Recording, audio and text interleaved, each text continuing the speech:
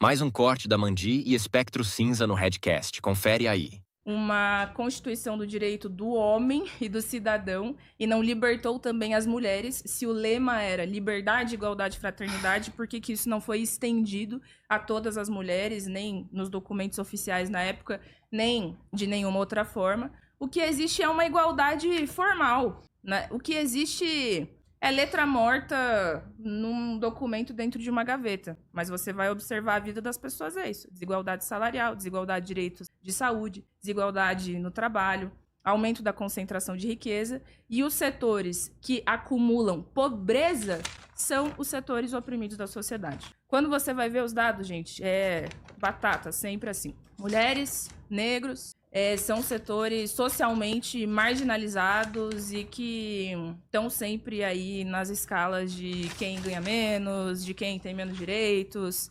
E a vida das pessoas está piorando. Então, é isso. Acho que você não respondeu a pergunta e acho que o capitalismo é, sim, responsável por essa situação das pessoas. É que isso aqui, muitas vezes eu respondo, só que, enfim, tu enfia num ouvido e sai no outro. Simplesmente, eu acho que vai pegar mal tu reconhecer que algumas coisas eu tô correta.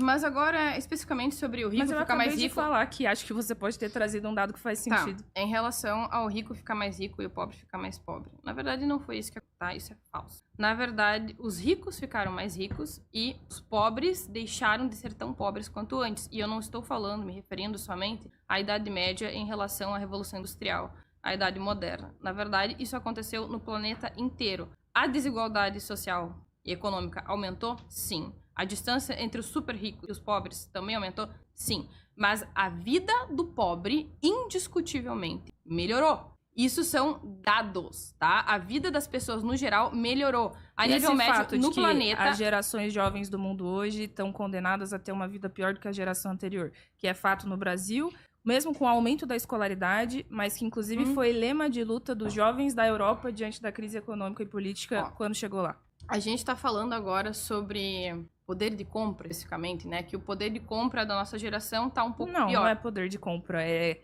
condição de vida, situação de vida.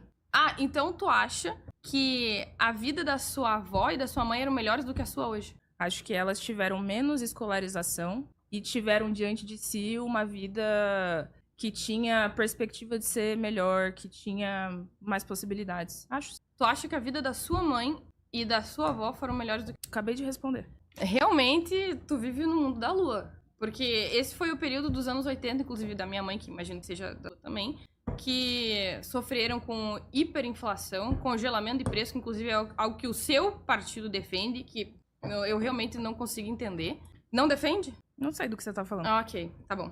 E, assim, hoje as pessoas, elas têm mais acesso à educação. Elas são mais pobres. Elas são mais escolarizadas. São mais pobres. Elas têm mais acesso à saúde. E realmente eu não consigo entender exatamente como que a vida das pessoas hoje é pior. Aí tu fala, elas são mais pobres. Ok. Mas é um estudo isso. Você que gosta dos estudos? Foi um estudo desenvolvido pela Fundação Getúlio Vargas, publicado na Folha de São Paulo no ano de 2020. Eu não tô negando. Que fez uma pesquisa no Brasil que apontava que aumentou o índice médio de escolaridade e que, no entanto, as pessoas não tiveram mobilidade social. Na verdade, elas estavam mais pobres em comparação com a camada pobre da população de 10 anos atrás. Tá, o meu ponto é, qual seria uma melhor alternativa, além de continuar escolarizando as pessoas, as qualificando para mão de obra de trabalho, porque o Brasil tem uma mão de obra extremamente baixa, realmente muito baixa, infelizmente, a qualificação. E além de aumentar a produtividade da riqueza no país. Porque, ok,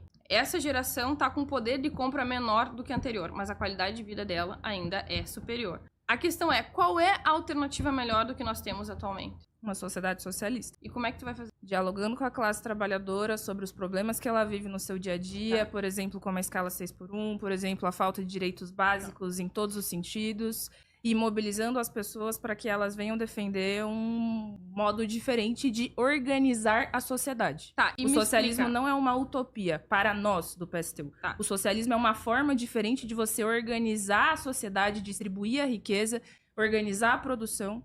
E é isso. Tá, e me explica, em algum lugar isso deu certo? Deu. Onde? Na União Soviética, nos primeiros anos, inclusive em relação ao direito das mulheres, foi muito promissor. Foi um país que, em 1917... legalizou o direito ao aborto. Sim. como Estou nenhum ciente. país, inclusive como a gente vê hoje as grandiosas democracias liberais que você está falando aqui, que são grande exemplo e que simplesmente seguem condenando o direito ao aborto. Tá. Porque é isso, no capitalismo, a vida da classe trabalhadora e todo o direito que a gente pode ter está permanentemente em disputa. É o que a gente viu com o aborto nos Estados Unidos, que simplesmente foi um direito que retrocedeu. No capitalismo é isso que acontece.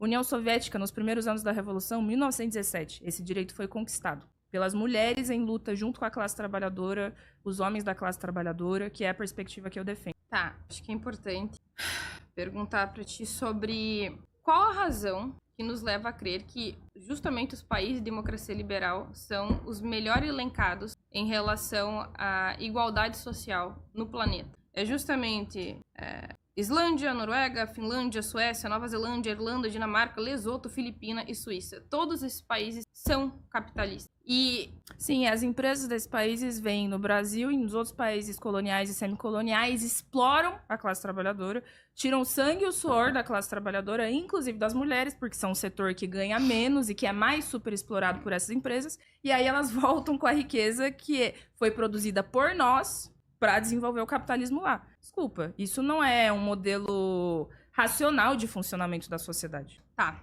então simplesmente tu nega que esses países sejam capitalistas. Eles não são capitalistas? São capitalistas. E melhoraram a vida das mulheres lá. Não sei dizer. Ah, então Mas o que eu isso sei foi dizer inventado? é que o capitalismo destes países ditos de ponta, ele foi instituído na base da superexploração da classe trabalhadora, inclusive das mulheres de diversas partes do mundo. Tá, e tu acha que as pessoas... E eu não concordo com isso. As Não pessoas são... concordo com escravidão moderna, não concordo com as pessoas serem superexploradas, não concordo com as mulheres ganharem menos para garantirem o lucro de 200 grandes empresas do mundo que fazem parte desses países que você reivindica. Não concordo. Acho que não é justo, porque quem está produzindo a riqueza é a classe trabalhadora. Quem garante a produção de mercadorias é a classe trabalhadora, que é capaz de organizar e gerir a sociedade, inclusive independente desse 1% burguês da humanidade. E essa é a perspectiva que a gente aponta. Não faz sentido. Se a gente produz a maior parte das riquezas, se nós detemos o conhecimento, se nós somos a maioria da população, não faz sentido a gente achar que a gente também não pode organizar e gerir o funcionamento geral de tudo. É isso que é o socialismo. Não acho que é absurdo. Tá. Porque você tá tentando fazer como se fosse absurdo aqui. Não acho. Acho que é o modelo mais racional para atender plenamente os direitos das pessoas. Tá bom. Realmente eu quero entender por que justamente nesses países capitalistas, que a qualidade de vida da mulher realmente é muito melhor que em outras regiões. Aí tu falou que em algum momento, sei lá, Mas por quantos... suponhamos que seja melhor. Eu esperei tu falar. Suponhamos que... Não, Tá bom, pode falar. como assim suponhar? Ó, veja Não, bem. vamos supor que é melhor, mas é melhor às custas da vida da mulher trabalhadora do Brasil, da Argentina, dos países da Índia, da África ser uma merda. Aí pode, aí tá tudo bem. Então, veja que... Não tá tudo bem. Então, veja que não está tudo bem, mas a questão é o seguinte: essa é uma mentira, tá? Infelizmente, isso é promovido, ou enfim, manifesto como se fosse uma verdade, mas não é, tá? Na verdade, foi a riqueza, o enriquecimento dessas nações através das instituições democráticas liberais que gerou o colonialismo. Não foi o contrário. Não foi o colonialismo que enriqueceu essas nações. O caminho, a trajetória, ela é inversa. Primeiro um país fica rico, depois ele parte para outros lugares para colonizar essas regiões. Agora tu vai dizer, que isso é errado. Não, ou certo. Obviamente... A riqueza dos países imperialistas foi extraída no processo de colonização. O Marx já estudava isso também. Tem vários Sim, o Deus Marx estudos. já estudava Não é isso. Deus, é só que acho curioso que já existe um referencial teórico profundo que busca entender mais a fundo a sociedade desde 1848, falando sobre esses. Esse foi o corte. Deixe sua opinião nos comentários. Não se esqueça de deixar o like e compartilhar. Até breve.